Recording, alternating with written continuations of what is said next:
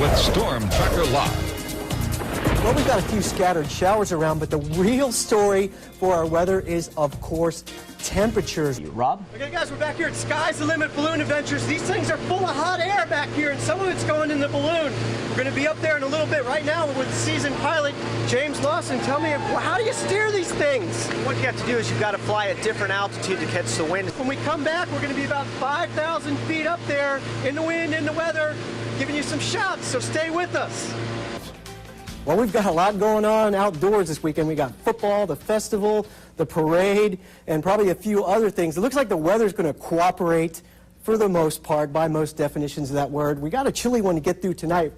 Our big area of moisture in the Gulf of Mexico, it's been there all week long, is once again going to oscillate back to the north. There's the upper level low. Like I said, when these ride over lower level lows, that's when the severe weather breaks out. That's not the situation, but we're getting closer and closer to that time of the year. The upper level low kicks on out. Travelcast tomorrow, there'll be showers and thunderstorms all over the place. The greatest threat of severe weather will be down along the Florida Panhandle, where they could get some pretty strong straight line wind gusts of about 40 miles an hour or so. This one, though, somehow managed to make it inside, as you see, to steal the spotlight. What would you do if a cat wandered onto your I would side? have grabbed that little mongrel. I would have made him my little weather puppet. You just never know what will wander onto a news set, do you? Oh my gosh, the snake again! Got him! Oh my gosh! It never gets old. It never gets old.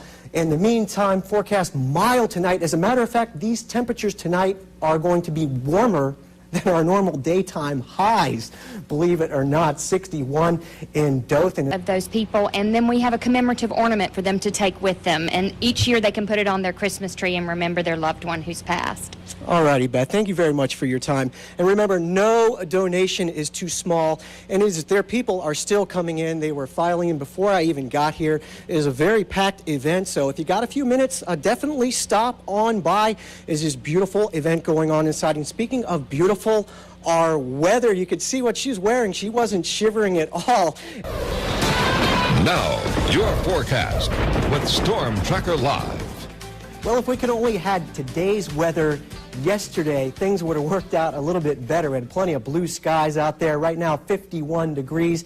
And even though today's temperature is only about seasonable, that's why it was so great. It was plenty of blue skies. It was pretty darn nice, but I noticed a lot of you need to rake your leaves up in your lawn, and you'll have an opportunity to do so this weekend. But here's that same stalled frontal system in the Gulf. We've been talking about this for about 10 days now, but it's going to affect us a little bit differently, and here's why. There's a big old high-pressure system over the mid-Atlantic states. It's going to hold all the storms out to the west, and it's eventually going to bring this front back up our way in kind of a dry form. Let me show you what I mean as we put it into motion here. Now, it looks like the high-pressure system is going to take off to the east again, right? Wrong. It's going to drift back down to the southwest. It's going to pull that front back up off the Gulf, and it's going to warm us up. By the time we reach tomorrow night, temperatures will already be in the 50s for lows, which is quite warm for this time of year. As we continue it, the warm front will continue to ride northward, and we can't rule out a stray shower or two anytime a warm front is overhead, but this one's going to be pretty weak. The main low is way back in Texas,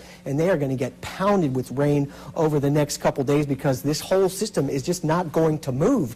In the meantime, travel forecast tomorrow, the front will make its presence felt along the Gulf, Panama City, Tallahassee in the 70s. The rest of us will still be in the cool air, but not for long. Tonight will be pretty mild by January standards. We should be about 38 on average. Will be 44. Even Troy, our benchmark cold spot, only 40 degrees. Not too bad at all. Generation schedule once again split into two. And let's take a look at your week ahead because it is a little bit of a surprising one. After a seasonable day tomorrow, look at those temperatures up into the 70s. By Wednesday, we could approach record highs again all week long. Temperatures 15 to 20 degrees above average, and it looks like you're going to save some money on your heating bill tonight. And don't worry too much about those 20%. Those are going to be some stray sprinkles. And if you're worried about that for outdoor activities, check out our website at dothanfirst.com.